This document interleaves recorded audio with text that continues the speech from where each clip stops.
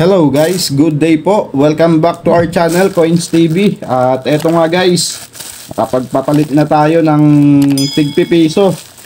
Dun pa rin sa ate ko, sayang. Hindi tayo umabot, kapapamili lang nila.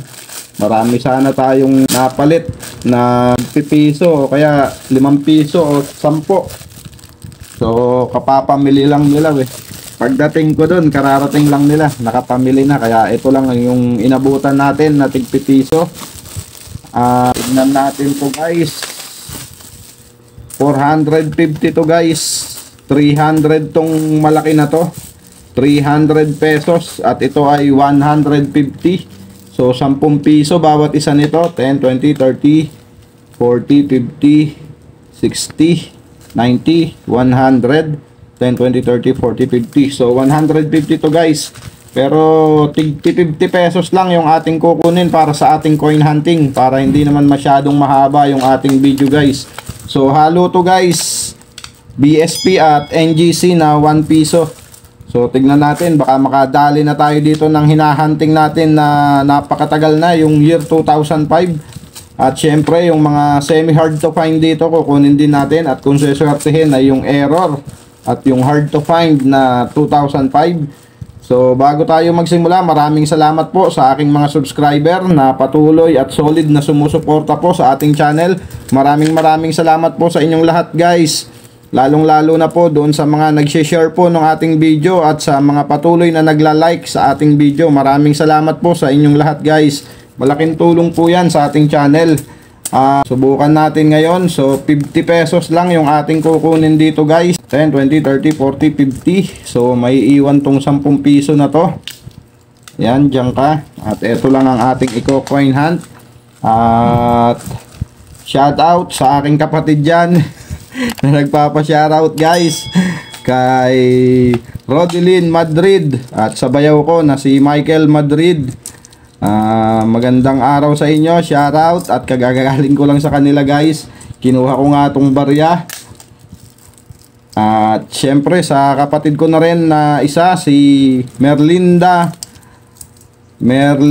Bernardo. So shoutout sa aking kapatid dyan, at sa bayaw ko sa si Mong Madrid. Ay, Mong Madrid. Mong Bernardo. Di ko alam yung tunay niyang pangalan guys, nickname lang yata yung Mong. So shoutout sa iyo bayaw. Sana nanonood ka ng aking video. So tingnan natin guys, hahatiin lang natin to sa dalawang batch.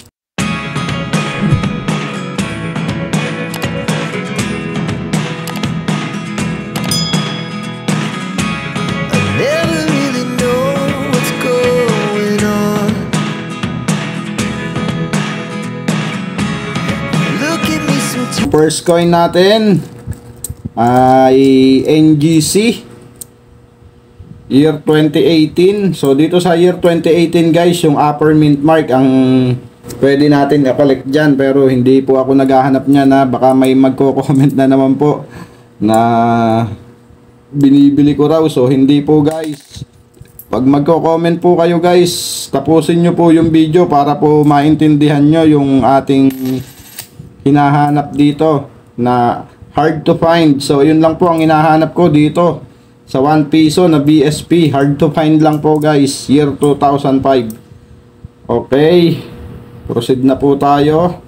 Next coin natin, year 2019, common. At ito ang BSP year 2015.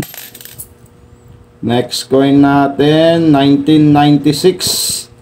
So hindi na maganda ang kanyang condition guys, non-magnetic yan. 1996. Next coin natin year 2015, common. Next coin year 2018, common. Next coin natin NGC pa rin. Dito naman sa NGC year 2017 ang hinahanap, at 2018 na upper mint mark. So yan po yung mga collectible guys, pero hindi po ako bumibili niyan. Okay, next coin NGC ulit year 2019 na upper mint mark. Common. Next coin, 1998. Non-magnetic din to guys, 1998. So, dyan na yan. Sumasabog pa guys. Mukhang nandito na yung hinahanap natin. Okay, next coin natin, year 2018. Na NGC and another one. Low mint mark. And 2019 na upper mint mark. Next coin, year 2019 ulit na low mint mark. So, common. Next coin, 2019. Next coin natin, NGC pa rin tayo, year 2018. At ito nga ay BSP na year 2012. Common. Next coin, year 2018, common. Year 2015. At sa year 2015, pros. Ang pwede natin i-collect doon sa year 2015 na 1 piso BSP. Okay, next coin, 1997. Non-magnetic yan. Next coin natin, 2004. At dito ay may pros din yata dito. At common. At ayan nga guys, bokya tayo sa ating first batch. So tignan natin dito sa pangalawang batch natin, baka nandito na. Okay, first coin natin, BSP 2017. So common. Next coin, year 2019. Common. Next coin natin, 2018 na NGC pa rin. At mukhang may tama ron guys, oh. So year 2018, sisilipin ko lang to guys sa ating mahiwagang panilip. Wala namang kakaiba bukod dun sa year na may butas na yung parang balon. Yan, oh, malalim-lalim din guys. So diyan ka lang, itatabi natin yan. At ngayon lang tayo nakakita ng ganon. Okay, next coin natin, BSP year 2013. Common.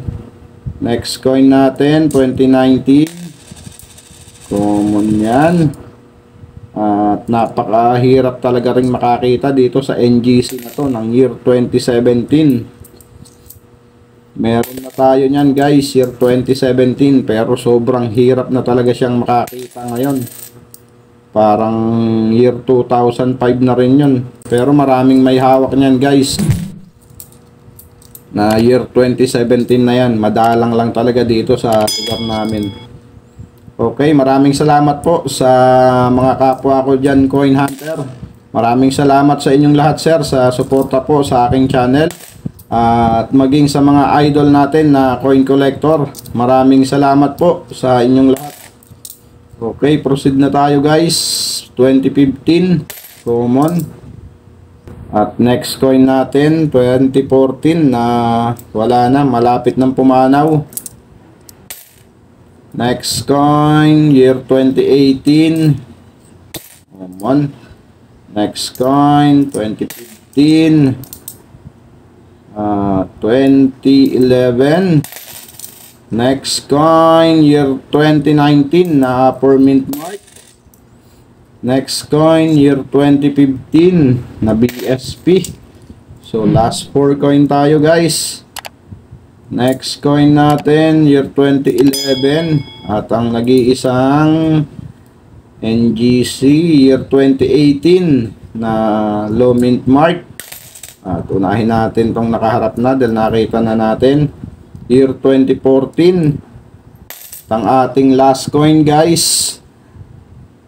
Ano kaya to? Year 2012. So wala guys. Bokya tayo sa ating coin hunting. Year 2012. So ayan, wala. Bokya tayo. Ang i-update natin guys yung saan ba yung eto 1998 na lang ang ating update. So ito po ay non-magnetic guys, non-magnetic yan, at yung iba naman ay magnetic. So ayan guys, magnetic. Yung 1998 po ay non-magnetic. Dalawang klase po kasi yung ating barya, non-magnetic at magnetic. So, ang i-update po natin guys itong year 1998. So, alamin po natin sa Numista kung ano ang kanyang current price appraisal o collector's value at ang kanyang percentage. So, tara guys, punta tayo dito sa ating source na Numista. So, ayan guys, ito ay